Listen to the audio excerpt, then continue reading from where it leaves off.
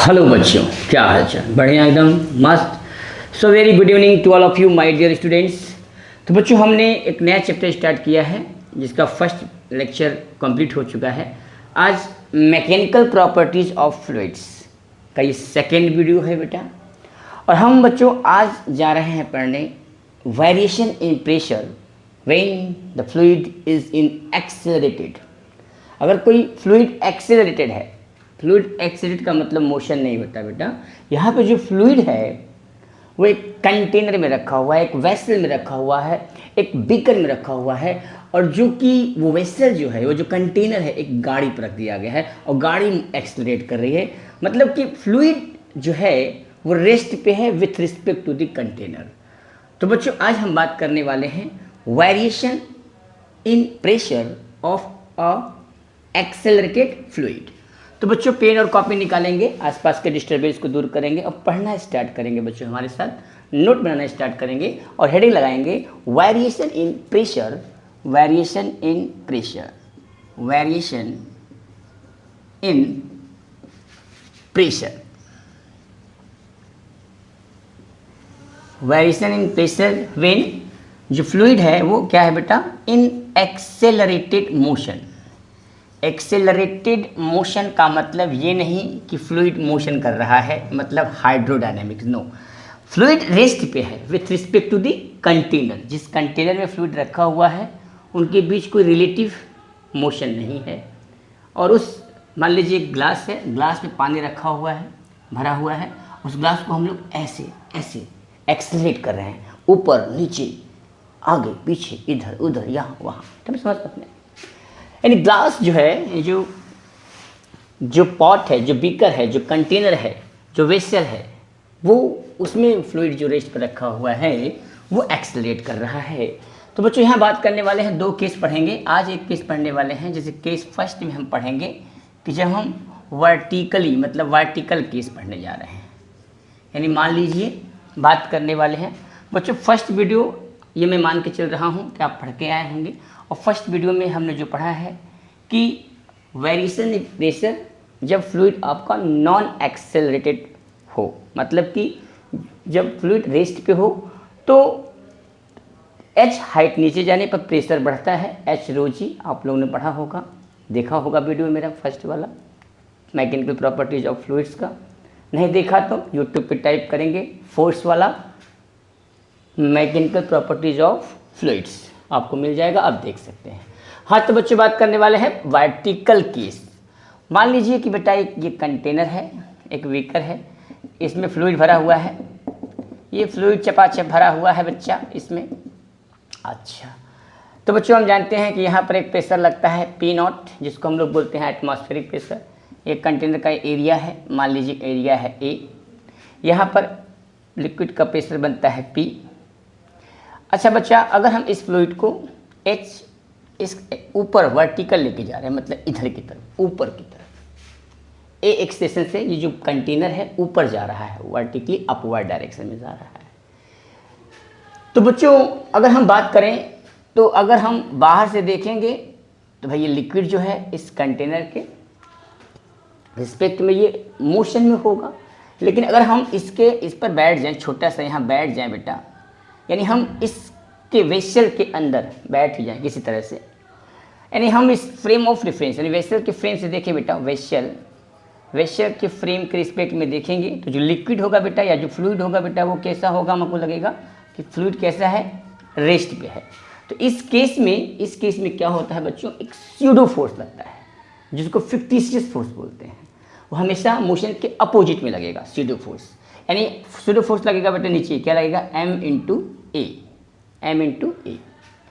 बेटा यहाँ से जो प्रेशर है इसका फोर्स लगेगा ऊपर की तरफ P इंटू ए।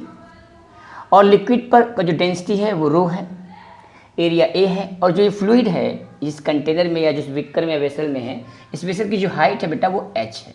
क्या है, H है। बच्चों, लिक्विड का जो वेट होगा वो डाउनवर्ड ऐड करेगा M इंटू जी। और ये जो M इंटू ए है डाउनवर्ड ऐड कर रहा है, that is a pseudo force. क्योंकि हम जो कहानी पढ़ रहे हैं, हम ये मान के चल रहे हैं कि जो बंदा है वो आपका इस कंटेनर में बैठा हुआ है, इस वेसल में बैठा हुआ है। यानी कि वेसल के फ्रेम ऑफ रेफरेंस से हम लोग देख रहे हैं, जिसमें कि लगेगा एक स्यूडो फोर्स, और ये स्यूडो फोर्स हमेशा मोशन के अपोजिट लग रहा है। जो वेसल है वो ऊपर की तरफ जा रहा है, वर्टिकल ऊपर की तरफ जा रहा है, उसके नीचे की तरफ लगा एक स्यूडो फोर्स। यहाँ तक बात समझ में आई। तो बच्चों जो आपका लिक्विड है, जो आपका फ्लूइड है, वो कैसा है बेटा, वो रेस्ट पे है। कैसा है बेटा वो, तो हमने यहाँ से एक एज्यूम कर लिया सिलेंडर, और इस सिलेंडर को हम लेके आए बाहर यहाँ पे बेटा। तो हम देखेंगे कि इस सिलेंडर पर कितना फोर्स लगा है। सारा फोर्स तो यहाँ दिखा दिया हूँ, बट समझ सकते हैं आप लोग, सिलेंडर का फोर्स बाहर निकाल दिया। ये सिलेंडर कैसा बन रहा है, अच्छा। तो बच्चों ये सिलेंडर है, इसमें फ्लूइड भरा हुआ है। तो बच्चा यहाँ से P नॉट लग रहा था फोर्स, P नॉट ए एटमॉस्फेरिक फोर्स ऊपर से लगा, इधर से लगा बच्चा P इंटू ए। इसका वेट mg एक्ट किया नीचे, और बेटा जो स्यूडो फोर्स था ma लगा नीचे। ठीक है, ये आपका जो वेसल है वो ए एक्सेशन से एक्सलेट कर रहा था अपवर्ड डायरेक्शन में। तो बच्चों इस पर लगने वाला जो नेट फोर्स होगा वो इक्विलिब्रियम में होगा। एफ नेट क्या होगा बेटा, इक्वल टू 0, क्योंकि जो फ्लूइड है वो इस कंटेनर में या इस वेसल में जो रखा हुआ है वो कैसा है, रेस्ट पे है। तो बच्चों कौन कौन सा फोर्स कहाँ कहाँ लग रहा है देख सकते हैं। मान लीजिए P इंटू ए, ये लगा है ऊपर की तरफ, P इंटू ए लगा ऊपर की तरफ। अच्छा बच्चा, बाकी सारे फोर्स नीचे लगे हैं। तो P नॉट ए यानी ऊपर वाला फोर्स नीचे वाले फोर्स के बराबर होगा, मतलब इक्विलिब्रियम कंडीशन है। अच्छा, P naught A plus M into A plus M into G. अच्छा बच्चा, आपको पता होगा कि जो M होता है मास इक्वल टू होता है रो इंटू वी, मतलब डेंसिटी इंटू वॉल्यूम। बच्चों वॉल्यूम का क्या होता है आपको पता ही होगा, वॉल्यूम होता है एरिया इंटू लेंथ, यानी रो इंटू ए इंटू हाइट। लेंथ कितना होगा बेटा, ये हाइट है, एरिया इंटू हाइट है आपका h, एरिया इंटू हाइट बन जाएगा वॉल्यूम। तो यहाँ पे m है, देखो यहाँ पे ध्यान देंगे, r लगाएंगे, p into A equal to P naught A plus m common लिया इन दोनों में से, ये बन जाएगा a plus G. P naught A यहाँ से लगाएंगे P इंटू ए बराबर P नॉट ए, यहाँ से m की वैल्यू हो जाएगी रो ए एच, और ये हो जाएगा a प्लस जी। बच्चा a से a मर जाएगा, समझ रहा है बच्चा, सही कर रहा मैं, देख लो ध्यान से देखो। तो P बराबर हो जाएगा बच्चा P naught plus rho H into A plus G. ये होता है बेटा प्रेशर इन, मतलब variation of pressure, rho H. और यहाँ इसी को हम लोग बच्चा ऐसे बोलते हैं, P equal to P naught plus rho H G effective बोलते हैं, जी इफेक्टिव। ठीक है, यानी A प्लस जी क्या है, इतना जो है रो, उसमें क्या होता था, रो एच जी होता था। जब नॉन एक्सेलरेट फ्लूइड था उस केस में जो प्रेशर वेरिएट कर रहा था वो रो एच जी होता है, यहाँ पे A प्लस जी, जिसको हम लोग बोलते हैं इफेक्टिव प्रेशर। क्लियर है बेटा। तो ये है आपका केस फर्स्ट, वर्टिकल केस। अब इसी तरह से बेटा अगर डाउनवर्ड ऐड करेगा, केस फर्स्ट में एक और होता है, अगर मान लीजिए ये कंटेनर है या विकर है और इसमें जो है फ्लूइड नीचे की तरफ एक्सलेट कर रहा है, तो इस पर ऊपर की तरफ लगेगा फोर्स बेटा, मतलब जिसे को बोलते हैं स्यूडो फोर्स, वो एक्ट करेगा opposite to the motion, m into A. P naught A हमेशा नीचे लगता है तो पता ही होगा, mg हमेशा नीचे लगता है ये भी पता होगा, और यहाँ का जो प्रेशर होगा इस पॉइंट का वो ऊपर लगेगा Pa। यहाँ से जब निकालेंगे बच्चा P तो आएगा P naught plus rho H A minus G. सही है, यहाँ पर A, यहाँ पर A, वहाँ पर G। समझ में आ रहा है बच्चा, ये दोनों ऊपर लगेंगे ना, देख लो m into A, P naught ए ऊपर लगेंगे, और ऊपर P A इधर आ जाएगा, A minus A G minus A होगा ना बेटा, P नॉट ए, तो हो जाएगा आपका G माइनस ए। सही है, क्या हो जाएगा बेटा, इधर G प्लस ए, इधर हो जाएगा G माइनस ए, G नीचे है तो G माइनस ए हो जाएगा, ये इफेक्टिव हो जाएगा डाउनवर्ड केस के लिए। यहाँ तक नोट करो बच्चा। यहाँ तक नोट करो। फिर हम लोग बात पढ़ते हैं कि हॉरिजॉन्टल केस में क्या होगा, कितना प्रेशर वैरिज करेगा। ठीक है बच्चा। जिस महफिल में आता हूँ आते ही छा जाता हूँ। ठीक है बेटा, नोट कर लो। अब तो कहो फिर कब मिलोगे। अच्छा बच्चा। तो बच्चों अब हम बात करने वाले हैं केस 2 की। तो केस 2 में हम लोग ये पढ़ेंगे कि जो फ्लूइड है जिस कंटेनर में या जिस वेसल में रखा हुआ है वो हॉरिजॉन्टली एक्सेलरेट कर रहा है, बट फ्लूइड जो है कंटेनर के रिस्पेक्ट में 0 होना चाहिए। यानी कि there is no relative velocity motion between container and fluid in which fluid is filled in the vessel. Clear बेटा। तो बच्चों ये हम बात करेंगे हॉरिजॉन्टली, मतलब हॉरिजॉन्टल की बात करेंगे। यानी कि मान लीजिए यहाँ पे एक कंटेनर है और इस कंटेनर में जो है फ्लूइड भरा हुआ है और इस फ्लूइड की डेंसिटी है रो। ठीक है। और एक कंटेनर जो है आपका इस डायरेक्शन में ए से एक्सलेट कर रहा है।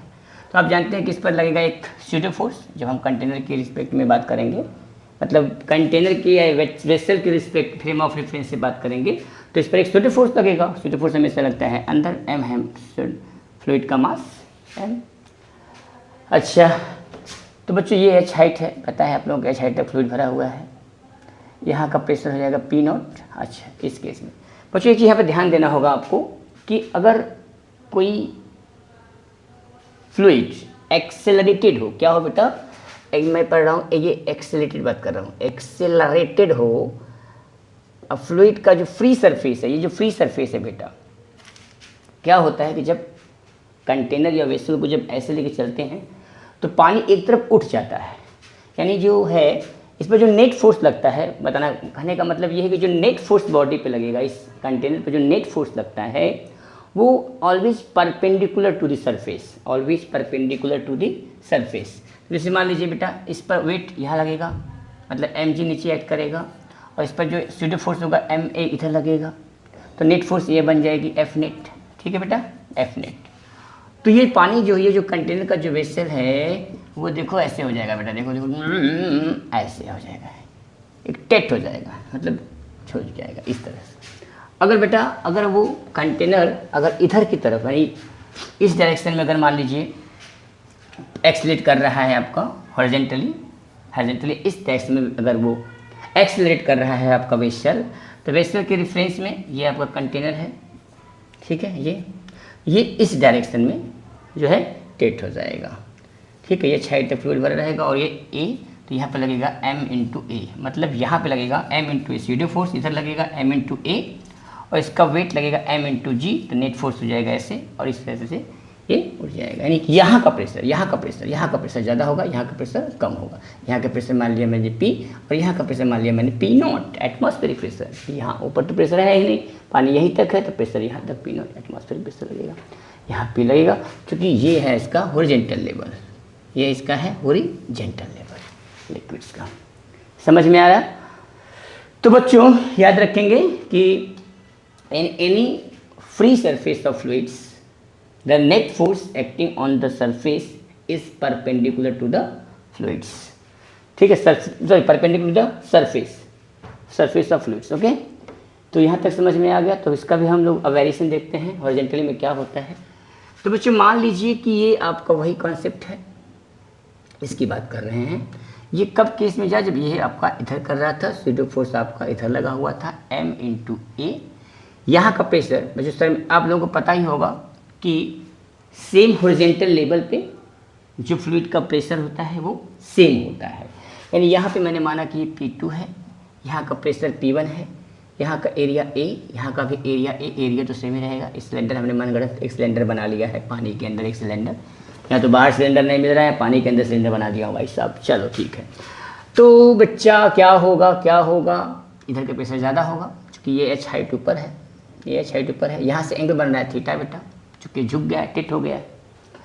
अच्छा बच्चा, तो यहाँ से प्रेशर डिफरेंस क्या होगा, ये फोर्स लगेगा इधर P1A लगा इधर से लगा P2A, और ये दोनों एक साइड में लगेंगे, मतलब ये आपका सेम होगा, मतलब बराबर होगा। नेट फोर्स क्या हो जाएगा 0, यानी P2A बराबर लिख सकता हूँ मैं P2A minus P1A equal two plus हो जाएगा M इंटू ए। अच्छा बच्चा, तो यहाँ से हम लोग क्या कर सकते हैं कि P2A माइनस P1A बराबर M इंटू ए।